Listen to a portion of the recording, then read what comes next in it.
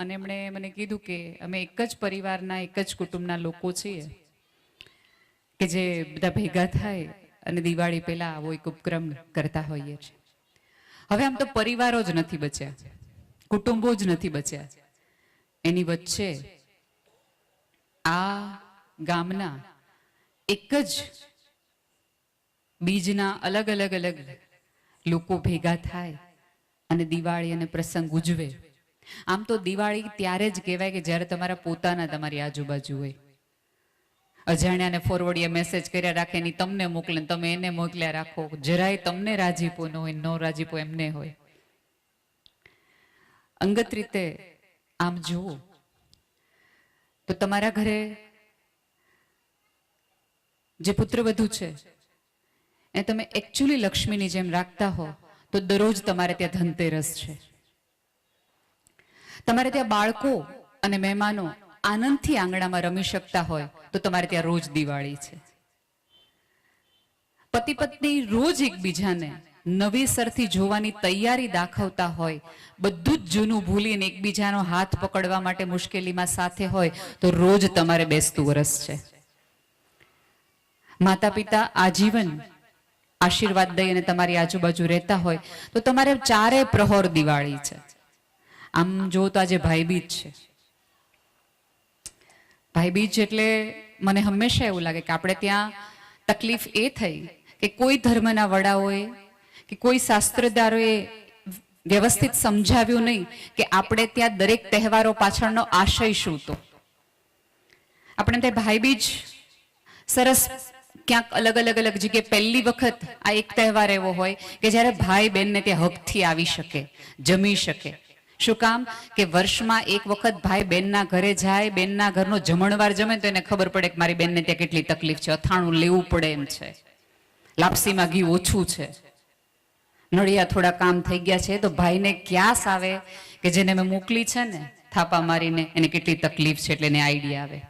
અને બીજું, ઉપરવાળા ઉપર તો સૌથી વધુ મજા એ આવે કે પૃથ્વી પર તમે તમારી માનો રણકાર મિસ કરો, માનો હોંકારો કે માનો સ્પર્શ ભૂલ મિસ કરો, એમ થાય કે મારી માં નથી હવે, ત્યારે તમને પોતાની બેનમાં તમે માની છબી જોઈ શકો. એટલા માટે આખો આ તહેવાર અને આખો આ પ્રસંગ છે.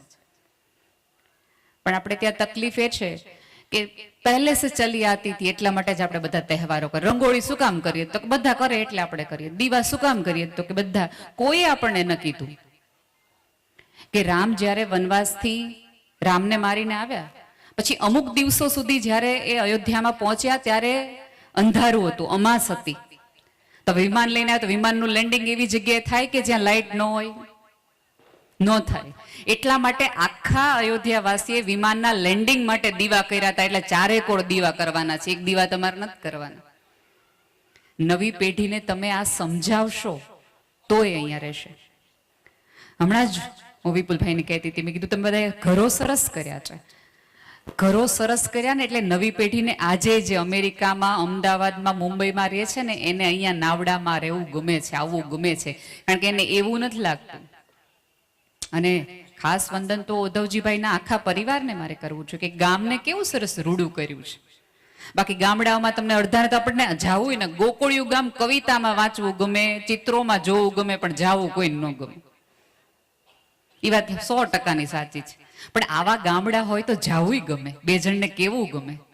તો નવી પેઢી પોતાના મિત્રોને લઈને ક્યારેક આવશે કે અમારે ત્યાં ઘર છે. વાત મને જ્યારે જ્યારે મારે પ્રવચન આપવાનો વાત થાય ને હરેશભાઈ, એટલે બધા એમ કે બહેનોને કહેજો, બહેનોને સમજાવજો. એટલે ખબર નહીં 5000 વર્ષથી આખી સભ્યતાએ બહેનોને જ સમજાવવાનું છે, ભાઈઓએ તો સમજવાનું જ જાણે ન હોય કોઈ. થોડુંક ભાઈઓ સમજી જાય તો બહેનો થોડીક આગળ વધે અને સમજાવે. મને ખબર છે જો આમાં તમે તાળી નહીં પાડો તો મચ્છરે નહીં મરે, એટલે થોડુંક વચ્ચે વચ્ચે પાડતા રહેજો એટલે બે કામ થશે.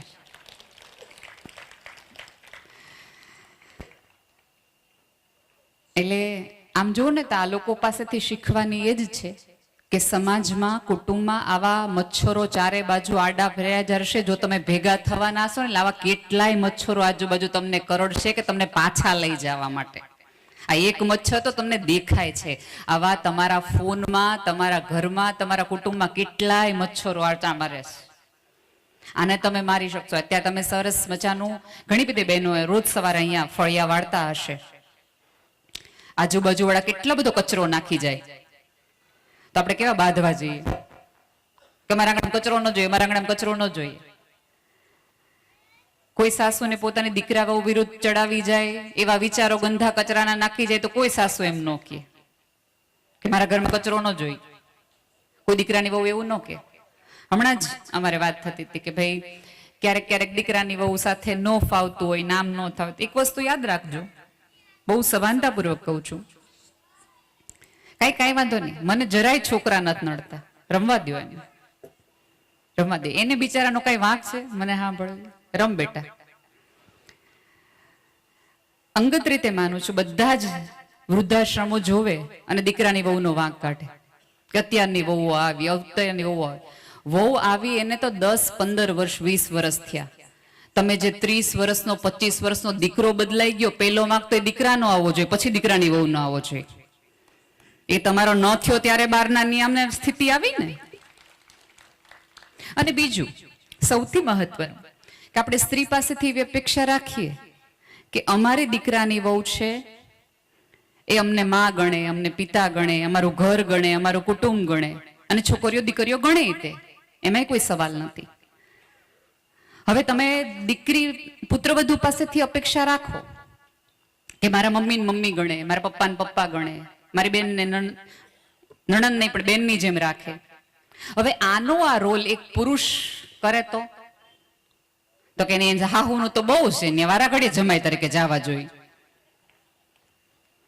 તમે તરત જ વાંચો, તમારા મમ્મી બીમાર પડે અને તમારી દીકરાની વહુ છે એમને હોસ્પિટલ લઈ જાય, મંદિર લઈ જાય, તો આપણે બહુ ખરેખર સીતા જેવી છો એવું ધ્યાન રાખે આ યુગમાં. તે હવે છોકરીના મમ્મી પપ્પા બીમાર થયા હોય ને હોસ્પિટલમાં ગયા હોય ને ભાઈ લઈ ગયા, તો ન્યા જો કેવા તરત હાલી હાલીને વયા જાય છે. જો તમે દીકરાની વહુ પાસેથી અપેક્ષા રાખતા હો કે તમારા મા બાપને, તમારા કુટુંબને પોતાનું ગણે, તો આ યુગના છોકરાઓને પણ તમારે હવે એવી સ્વતંત્રતા આપવી પડશે કે છોકરીના મા બાપને પણ તું એને મા બાપ ગણ. એમાં જરાય કઈ ઓછું કે વધતું થઈ નથી જતું. એટલે પણ આપણા જોવાની દ્રષ્ટિ એટલી બધી જુદી જુદી થઈ ગઈ છે. અને ઘણા બધા લોકોને આપણે પરિવારોમાં જોઈએ છે, અહીંયા આમ જુઓ ને તો અહીંયા બેઠેલા કોઈ વ્યક્તિઓને નથી ખાવા પીવાની તકલીફ, નથી પહેરવા ઓઢવાની તકલીફ, નથી ક્યાંય આવવા જવાની, શિક્ષણની, આરોગ્યની, ઉપરવાળાની મહેર છે. અને લાદર તમારા થકી તો આ ગામ કુટુંબના કેટલા બધા, આ પરિવારના કેટલા લોકોને હું ઓળખું છું એવાને કે જે સમાજની કેટલી બધી સેવાઓમાં સાથે જોડાયેલા છે. નિલેશભાઈ રેખાબાપીને તો અંગત રીતે ઓળખું છું, એટલે મારી સ્કૂલ સાથે જોડાયેલા છે, એટલે મને ખબર છે કે કેટલી આરોગ્યથી લઈને શિક્ષણનું કેટલું સરસ કામ કરે છે. આમ તમે જુઓ તો તમારું ગામનું નામ જ છે નાવડા. ના વડા, તમે વડા થવા માટે જ સર્જાયેલા છો, કોકના કોઈ જુદા જુદા રીતે, કે એ પોસાય એવું તમને છે. ક્યારેક આપણું બધાનું ધ્યાન નથી જતું. ઓસરી, ઘરની વાત જો ઓસરી સુધી આવી તો જગતના બધા સંબંધો સરી જશે. ઓ સરી, જો સરતા તમે જોઈ શકશો. વચ્ચે આવે થાંભલો, થા ભલો. એ થાંભલો નથી, થા ભલો. આ થયા ઓજીભાઈ થા ભલો, એટલે આખો પરિવાર બેસેલ્યો ને. આજે આટલી પેઢીઓની પેઢીઓ, હું હમણાં જ રેખાબાબેન પૂછી કેટલા મેં કીધું પેઢીઓ છે, મને કે બેન 4 પેઢી જેટલા લોકો અહીંયા આગળ પાછળ ના હશે. સહેલી વાત છે? 4 જણા ભેગા નથી રહી શકતા. 4 પેઢી દર વર્ષ 27, 29 વર્ષ સુધી દર દિવાળીએ ભેગી થાય એટલે કે જેવી તેવી વાત છે? વંદન કરવા જેવી વાત છે આ. સાહેબ, જગતમાં દીવા પ્રગટાવાના એ જરાય મોટી વસ્તુ નથી, પણ દીવાને નિરંતર, એ જ્યોતને નિરંતર રાખવી, એમાં વાટ સંકોરતા રહેવી અને એમાં તેલ પૂરતા રહેવું ને, એ સાધના છે. કેટલી બધી લોકોને આપણે એવા જોઈએ છે. થા ભલામાંથી વાત આવે અને ઉપર આવે નળિયા, નરિયા. જે થા ભલા થયા છે એને ઉપરવાળો સતત કહે છે કે અહીંયા કોઈ રહ્યું નથી, એટલે કોઈ એવા વેમમાં રહેતા નહીં. જે આવ્યા ગયા બધાનું જ છે. આપણે આ પૃથ્વી પર આવ્યા જ્ઞાની ખેલ નથી. તમને શું લાગે, તમને બધાને અમથે અમથા મોકલ્યા હશે પૃથ્વી પર? આમ જુઓ તો ઈશ્વરે 24 અવતાર લીધા પૃથ્વી પર. 24 અવતારનો પોતાનો એક આશય હતો કે પૃથ્વી પર આ વધ્યું એટલે એને આ અવતાર લેવો પડે, પૃથ્વી પર ઓલું થયું એટલે એને અવતાર લેવો પડે. તો ઈશ્વર પણ એક ગોલ વગર પૃથ્વી પર ન આવ્યા હોય તો મને ને તમને અમથા મોકલ્યા હશે?